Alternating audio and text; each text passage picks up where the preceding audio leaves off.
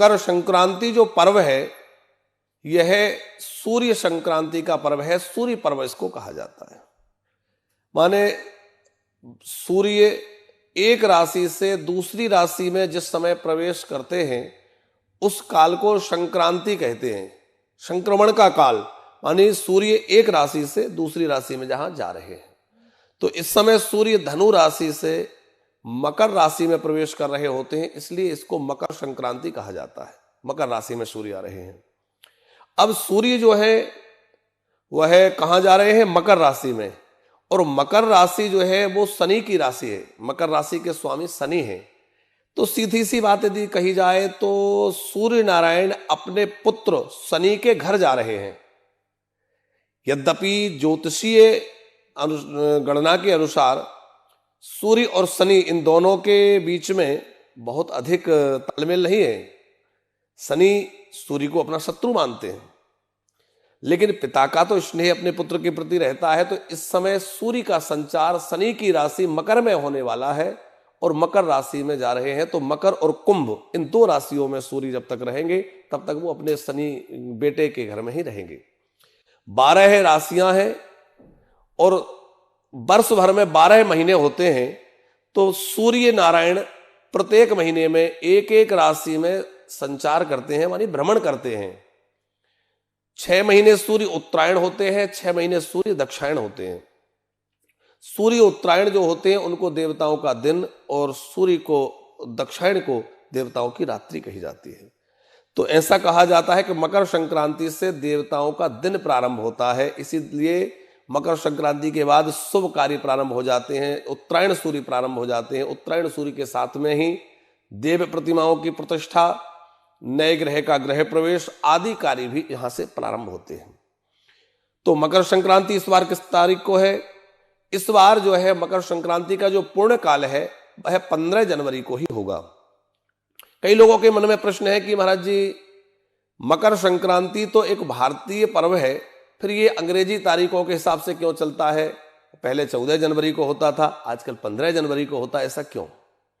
तो इसका समाधान यह है कि सूर्य एक राशि से दूसरी राशि में जब जाते हैं, जैसा कि हमने अभी चर्चा की, उसको संक्रांति बोलते हैं। तो संयोग वसात प्रतिवर्ष ऐसा योग बनता है कि 14 जनवरी को ही सूर्य धनु से मकर राशि में प्रवेश करते थे। लेकिन धीरे धीरे खगोलीय कुछ क्रम के अनुसार समय में ऐसी वृद्धि होते होते और अब जो है वो सूर्य 14 और 15 तारीख की रात्रि में मकर राशि में प्रवेश करते हैं। लेकिन यह जो पर्व है ये प्रातः काल का ब्रह्मवेला का पर्व है, रात्रि में तो स्नान नहीं किया जा सकता। जैसा कि चर्चा करें हम इस वर्ष पर, तो इस वर्ष जो है सूर्य मकर राशि में रात्रि में 10:52 में प्रवेश कर रहे हैं, मानी लगभग 11 बजे धनु से मकर राशि में सूर्य पहुंच रहे हैं। अब रात्रि 11 बजे पर्व मनाने का अवसर नहीं है, उस समय स्नान दान आदि नहीं हो सकता है। तो इसका जो पुण्य काल है वह अगले दिन होगा। मानी सूर्य का एक राशि से दूसरी राशि में जाने का जो समय है उससे लेकर के 12 घंटों तक उसका पुण्य काल माना जाता है।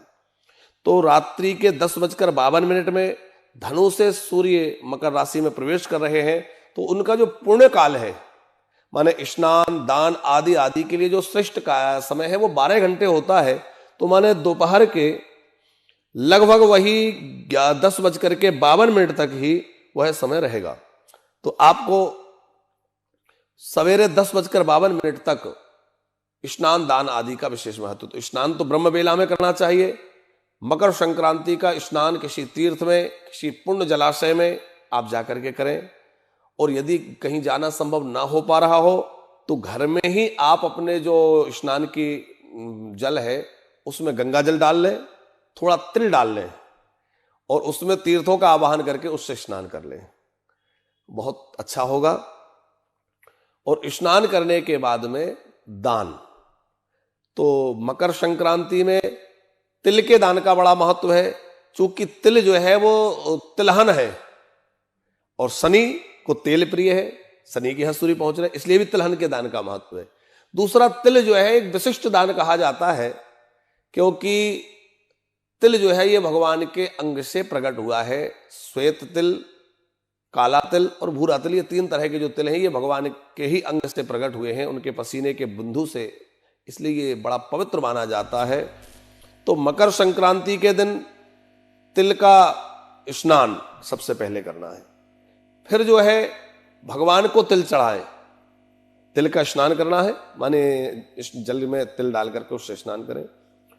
तिल के द्वारा ही भगवान का पूजन करना है, भगवान की पूजा में भी तिल अर्पण करें, तिल का दान करें, तिल का भोजन करें और तिल से हवन करें। यदि ये 5 काम आपने तिल के कर लिए तो आपको यह मकर संक्रांति बहुत अधिक फल देने वाली है।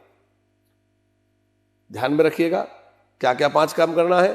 तिल से स्नान, तिल से भगवान का पूजन, तिल का दान, तिल का भोजन और तिल के द्वारा हवन, जौ तिल आदि मिलाकर के हवन, ये 5 काम तिल के करना है। तिल के साथ साथ में और भी अन्न का दान, जैसे कि खिचड़ी का दान लोग करते हैं, चावल है, दाल है, अन्न है, तो अन्न दान का भी बड़ा महत्व है। इस काल में अन्न का दान करें, गुड़ का दान करें, कंबल का दान करें। वस्त्र दान में कंबल दान का बहुत महत्व है, तो इस दिन आपको कंबल दान करने से भी, यदि आपकी जन्म कुंडली में राहु खराब है, केतु की पीड़ा है, शनि की पीड़ा है, तो आपको मकर संक्रांति के दिन तिल दान करने से शनि की पीड़ा दूर हो जाएगी। यदि आपको राहु केतु की पीड़ा है, कंबल दान करने से आपको राहु और केतु की पीड़ा दूर हो जाएगी। यदि आपको बुध की दशा है, बुध आपका खराब चल रहा है, बुध महादशा में खराब है, आप मकर संक्रांति को गाय को हरा चारा खिलाइए, गोग्रास दीजिए। गाय को हरा चारा खिलाने से आपके बुध की दशा ठीक हो जाएगी। इसी तरह यदि आपकी जन्म कुंडली में बृहस्पति खराब है, गुरु ग्रह खराब चल रहे हैं, तो आप मकर संक्रांति के इस पुण्य काल में जो है घृत का दान करिए, गुड़ का दान करिए, आपके बृहस्पति ठीक होंगे। तो गुड़ और घी का दान करने से, चने की दाल का दान करने से आपके बृहस्पति ठीक हो जाएंगे। यदि आपके जन्म कुंडली में महादशा चंद्रमा की चल रही है, चंद्रमा आपकी जन्म कुंडली में खराब है, तो आप इस मकर संक्रांति में जो है चावल का दान करिए, चीनी का दान करिए, दही का दान करिए। दही, चीनी, शक्कर जो है, चीनी, चावल का दान करने से आपके चंद्रमा ठीक रहेंगे। जिन जातकों की कुंडली में सूर्य खराब है, उनके लिए इस मकर संक्रांति में गुड़ का दान, तांबे का दान, घृत का दान और हो सके तो गोदान बहुत श्रेष्ठ होगा। स्वर्ण दान यदि करने का सामर्थ्य है तो स्वर्ण दान का महत्व है। यदि सूर्य खराब है, सूर्य की दशा खराब है, स्वर्ण दान करिए। इस तरह से 9 ग्रहों की अनुकूलता के लिए भी आप मकर संक्रांति में दान कर सकते हैं। तिल का दान अवश्य करें, तिल को ग्रहण अवश्य करें और दीनहीनों को जितना आप वस्त्र है, द्रव्य है, भोजन है या गुड़ तिल आदि का दान कर सकते हैं वो करें, इससे बहुत लाभ होगा।